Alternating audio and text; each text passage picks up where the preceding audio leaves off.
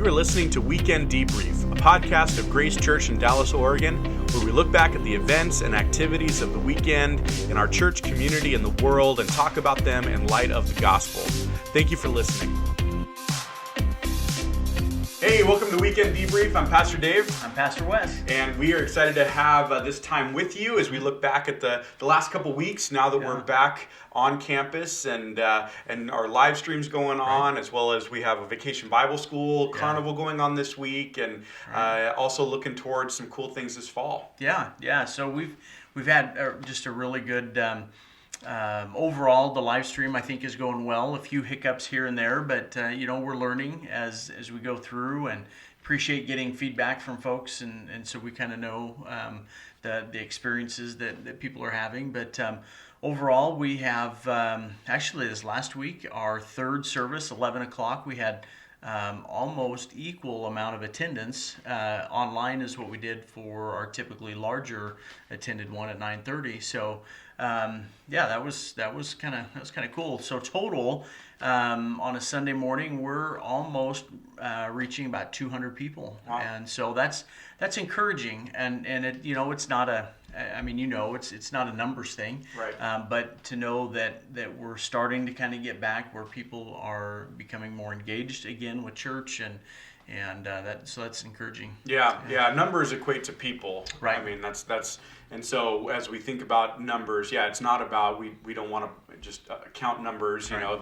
The nickels and noses they used to say, but numbers mean people, and so that's something that we do want to keep track of, and we know there are people in our church who are not able to be present with us in person, and so having those online numbers are reflecting the continued ability for people to connect with us. Right. And so maybe one thing that people don't know is, because we've had some questions come in about, there's been a switch in how the online services have gone, and some people have had trouble connecting over the last couple weeks with that. So we have made a big shift in how we're doing those online services, because now we have 3 services on campus on Sunday morning. We are no longer pre-recording the services. So what we were doing this whole time since middle of March, when we shut everything down, we were pre-recording our services on Thursday and Friday,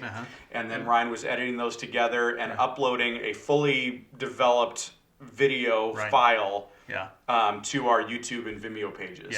And then we'd post that on Sunday morning onto our Facebook page. And then we shifted to the online.church site. Right. And we were still doing the same thing. It was called Simulated Live, meaning it was like a live stream, but still all pre-recorded. So a lot of the glitches and things that we're experiencing now are because we are no longer creating this video. Everything is happening in real time, live. So what you see on Sunday morning online is about 10 seconds delayed from what's actually happening in the building. So one of the things that we did learn this Sunday is that we'd already kind of started going down the road of looking towards a different service provider for internet. And we found out that, we cannot be doing anything else online, downloading any videos or uploading anything during our live stream, because it has a big impact. We maximize our bandwidth and internet speed. So so if you were watching during the 9:30 service on Sunday, was doing something like that during the sermon. That's when we learned that.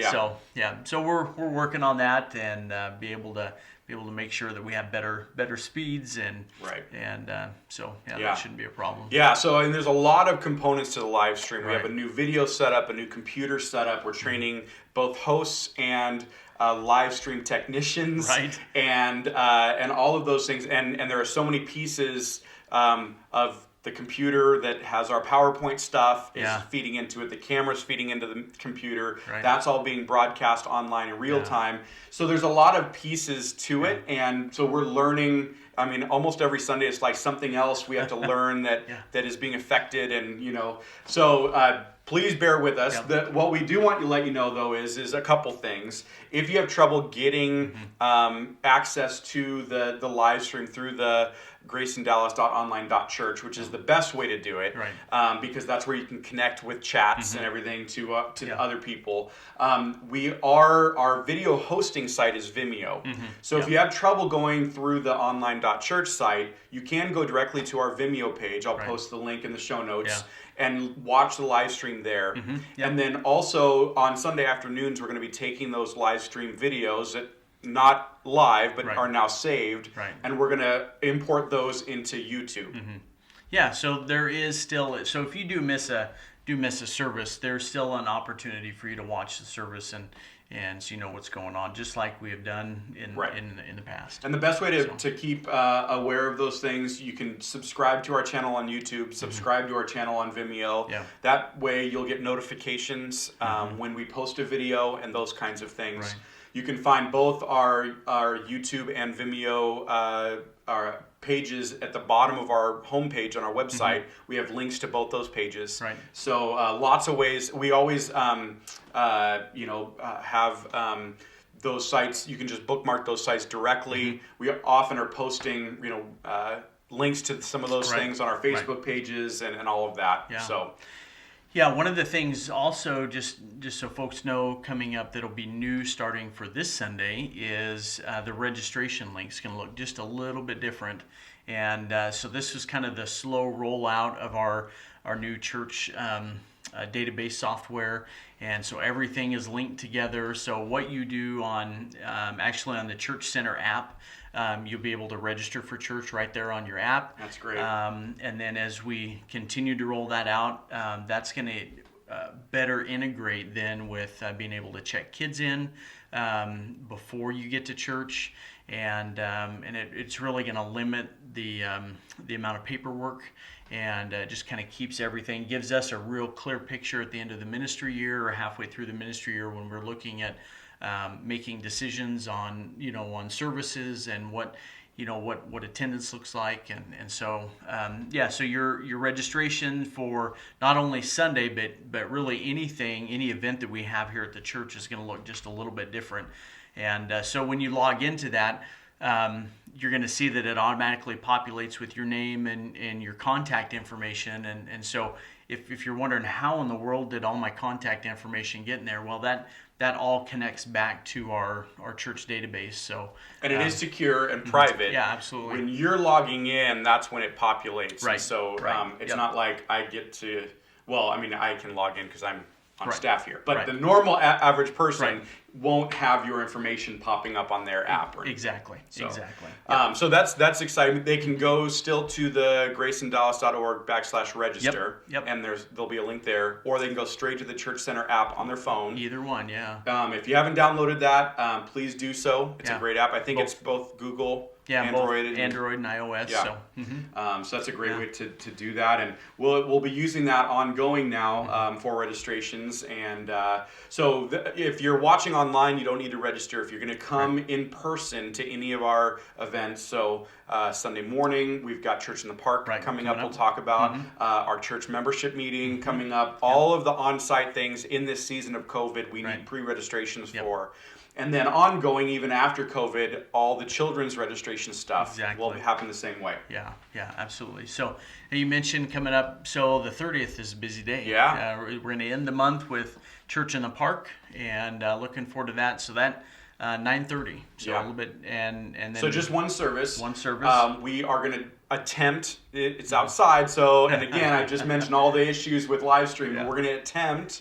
To set up a hotspot and live stream the service for those of you who are not able to come in person because of health reasons and those kinds of things. But because we're outdoors, the limit of people that can come is much greater. And so we are going to do just one service altogether at 9:30. We're asking that family units stay separate from other family units. You can gather together, but leave 6 feet distance outside. You're welcome to wear a mask, but outside masks are not required. And so, but you do need to pre-register because there still is, it's a larger ceiling, but there still is a limit to how many people we can have attend that service. Yeah, exactly. So, and how we're going to set up is it's going to be a little bit different. So there is more space for everyone to spread out. Yeah, But, that'd be good. And then it'll be great just to have everyone together instead of spread out over 3 services. Exactly. And it'll be a fun kind of end of the summer. It will, and it'll be if people had attended the prayer and worship nights that we had in the backfield. It's gonna feel real good. Yeah, to have that. So and the youth missions team will be sharing at that service about their week of service in our area this year, so that'll be exciting. Yeah, that will be. We'll have preaching from Psalm 8 that day. Okay. And then in the evening, we've got our membership meeting. Right. So again, that's going to be another thing that we're going to ask people to register for, and so not only if you can't make it, for health reasons, and you're not comfortable being in the church, we are going to live stream that. And so we've looked at our church constitution to make sure that we're within well within the parameters of live streaming that, and then being able to offer online voting. So that link for voting will not be available until the end of the meeting for those that are online. So and that will only be available through the online .church site, so that we can limit. We don't want to just put the ballot out there for anybody. It will be those who have watched the meeting and are informed, so that we have informed voters. Exactly. Our Constitution talks about a quorum. For this season, just because of COVID, we're including online members into that quorum because of what we're facing right now. Right. So we just encourage you to be a part of that. So the same numbers will be set in place for in person would be 100 for here on that night on the 30th at 7 p.m.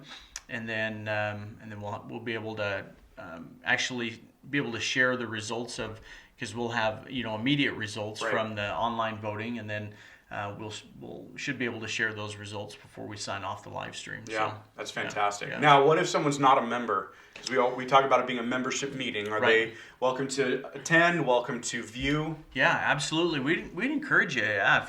If you're not a member, we would encourage you to join in on the live stream, to be here in person. But we do reserve the voting privileges for members, those that have been able to agree with our doctrinal statement, where we stand as a church, and have committed to the church in that way. So, but we would definitely welcome. I think just having people more informed of what's going on in the church is important, and maybe it would encourage, if you're not a member, maybe that's an encouragement to take that next step and join the church membership. That's right. Yeah, a lot of people ask why join the church. Maybe I don't want to vote. Right. Is that the only benefit? But really, what membership is saying is that you're committed here. This is your family. It's taking that next formal step of saying, I'm not just attending here. I want to be involved and committed. It's you showing your commitment to us. It's us showing our commitment to you. Right. Now, there are very committed non-members, and we recognize that. Right, absolutely. And we value those attenders. And we recognize that you may not be coming from a background where either membership was not part of your church experience, or you had a bad membership experience. We understand that. Yeah. But we hope that over time we prove ourselves, if you will, to you, that what we mean by membership and what we're looking for from our members and what we hope to give to our members is worthwhile and is biblical. And it's really about us functioning as a committed family, where you've taken that extra step to say, when things get tough, I'm not just going to bail, but I'm going to be here. I'm going to wrestle through it when things are good, when things are not so good, because I'm committed here, and my church is committed to me. And so it's inviting us as leadership to be involved in your lives, to hold you accountable, to pray for you, to shepherd you. Every member is assigned to an elder who regularly goes through their list of members and prays for them. And whether through the grace group that they're a part of, or directly, they're aware of what's going on in the lives of the members of our church. So that we as elders, as shepherds, as pastors, which is what we are together as a team, that we really know what's going on with our people and can help shepherd our people and lead our people well. Yeah, absolutely. So that kind of leads into the next thing that's up and coming for, we have a training for our grace group leaders. Yeah. And so that's going to be, as you talk about knowing the people of the church, and there's, as as shepherds, as elders, as pastors, there's a total of 8 of us, and hopefully 9. Hopefully 9 after our membership meeting. That's another thing we're voting on. Yeah, Devin Jones. Right. So yeah, and so we want to be able to have some time for our elders, our pastors, to be able to sit down with our grace group leaders and really make that connection. And there's some new things coming for grace groups. We talk about all this rollout of software and all that. There's some really cool tools that are going to be available for our grace group leaders and grace groups, and so we want to be able to start on just a really solid foundation for this ministry season. Yeah, and we're really excited about launching those groups again in the fall. I mean, some of them have not really ended. Right. Your group's still meeting. Right. Others I know are still meeting. Yeah. But summertime is a little less consistent. Exactly. But we're launching again in the fall. And I mean, grace groups, no matter what happens restriction-wise, it seems like we are able to continue to have in-person grace groups if that's something that the group can agree on. Right. Obviously, we have a few groups that are still meeting online because of vulnerabilities and health concerns, and that's great. But those smaller groups really is I mean, we've had people that through this whole season of not meeting in person and things, they stayed invested, they stayed connected because of the community of that grace group. Yeah. And I think, no matter what happens with this COVID stuff and everything, grace groups are a way you stay connected no matter what. Yeah. And it's a valuable way. So we're looking to start some new grace groups. Right. We're hoping to have some new leaders. If you're interested in that, please let Wes know. Yeah. And come to that training that's coming up, I think, on the 13th. I believe, of September. September 13th. And but maybe you're just wanting to attend a group this year and get involved that way, and that would be awesome. Yeah. And I'm really excited. We're going to be starting a series in the fall in the book of John. Yeah. On 7 statements Jesus makes about who he is.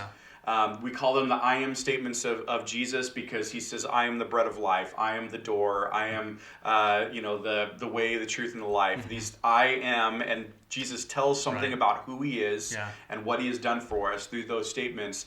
And we had 7 of our women who are involved in different areas of leadership and service here write a new devotional book for that series. Yeah. And we're in the final editing stages. Joy McMurtry's really been invested in helping us edit that book and wrap that up. And then we'll be releasing that a couple weeks from the launch of that series. Yeah. And so we'll have it in the hands of grace group leaders on the 13th, and it'll be exciting to launch. And it's going to be a daily devotional for people, questions to use for discipling your kids, questions that will be talked about in your grace groups, lots of great things there for you to really dive deeper into the passages for each week. Right. No, that'd be good. That's the long-awaited series. The long-awaited series. We were supposed to do it right after Easter. Yeah. And then the world shut down, and we intentionally pushed it off so that we could have groups meeting in person to discuss those. Yeah. And I think that was a good move, and we're excited to launch that series. Yeah, that'll be good.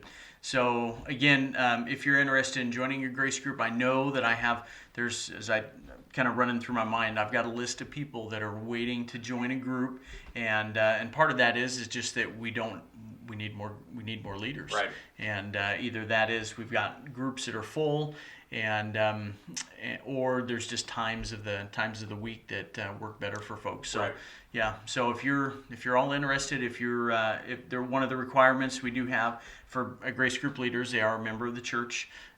Being in kind of that leadership role, that's an important thing that we do require. So. Yeah, because one of the things that membership tells us is that you've agreed to our statement of faith. You've agreed to our philosophy of ministry, which is very important, and you have agreed to preserve and fight for the unity of the church. Right.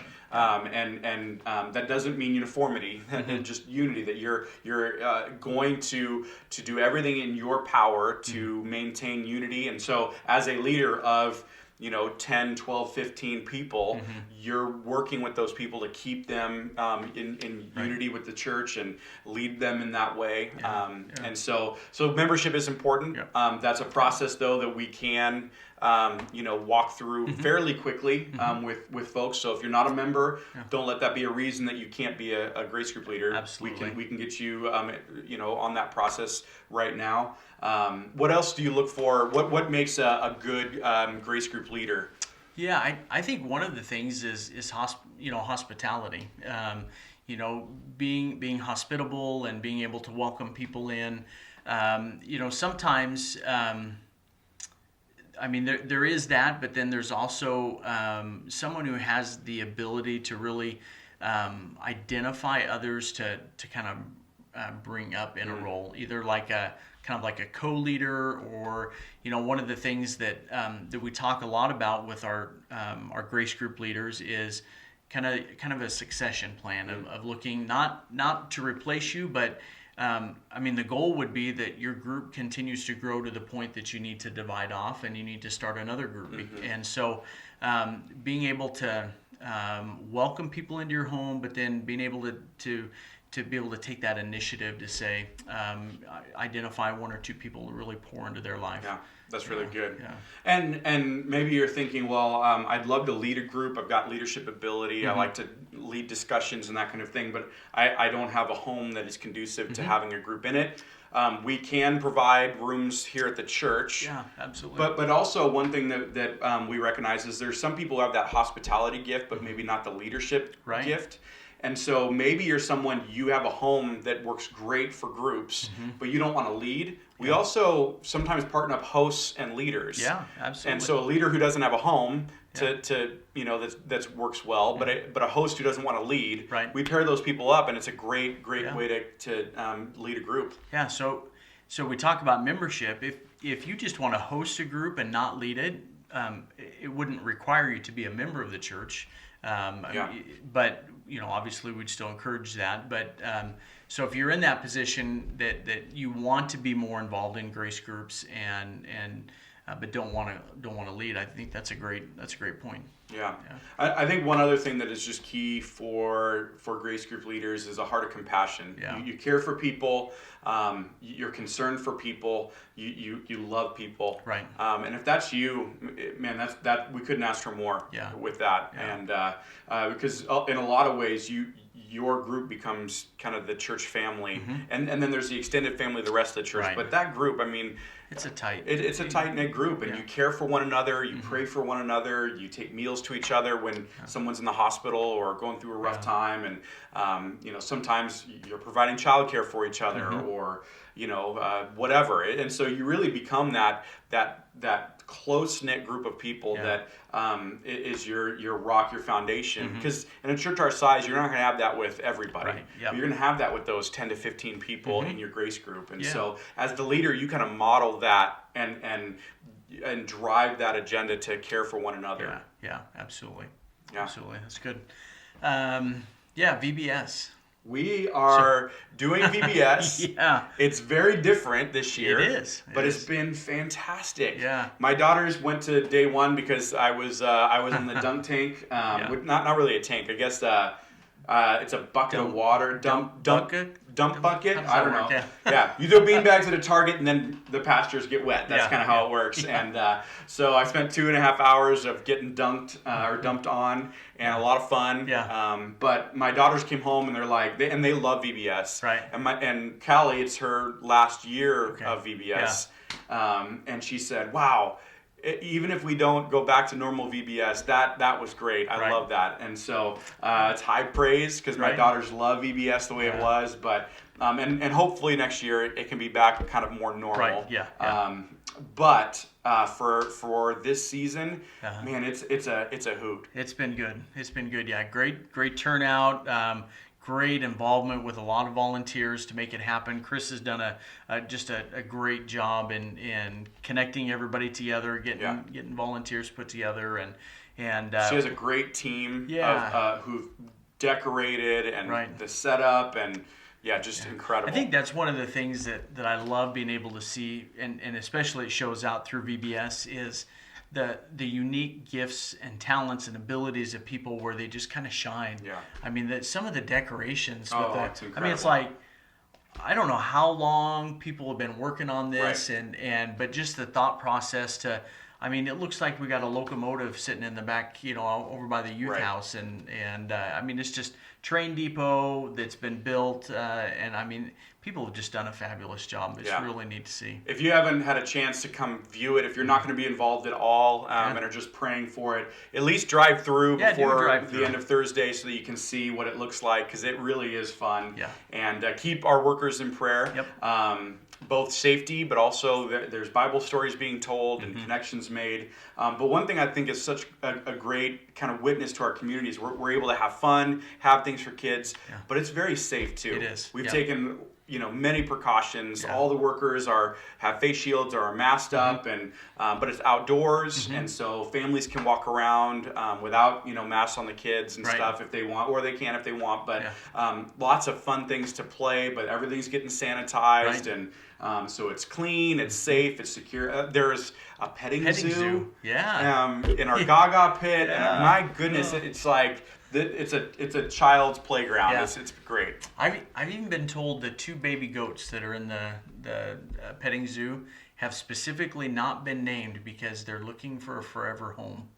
Oh, wow. So there you go. So potential adoption opportunity for some baby goats there you too. Go. So that's great, man. Well, we appreciate you and continuing to be involved with what's going on here, even in this crazy season, and lots of great things to look forward to this fall. Lots of things coming up the rest of this month. Absolutely. And so we look forward to gathering with you this upcoming Sunday, Psalm 7, and then at Church in the Park on the 30th. 30th in the evening, we've got the membership meeting, and then Grace Group Leader Training, and then the launch of Grace Groups in the fall series, and lots of stuff coming up. Lots of stuff coming up. It's going to be a good couple months. So coming into the summer with everything really kind of shut down and locked down. I mean, we continue to do online stuff and groups meeting and as much as we could do, but it feels great to be coming into the fall with a lot of opportunities for people to be connected and engaged here at Grace. Absolutely. So, hey, thanks for joining us today, and great having you on. And let us know if you have questions that come up. Be sure to text those questions in. We'd love to be able to talk through those, and whether we answer it or not, at least have some good discussion around those. That's right. Yeah, but thanks for joining us, and we'll see you later. All right.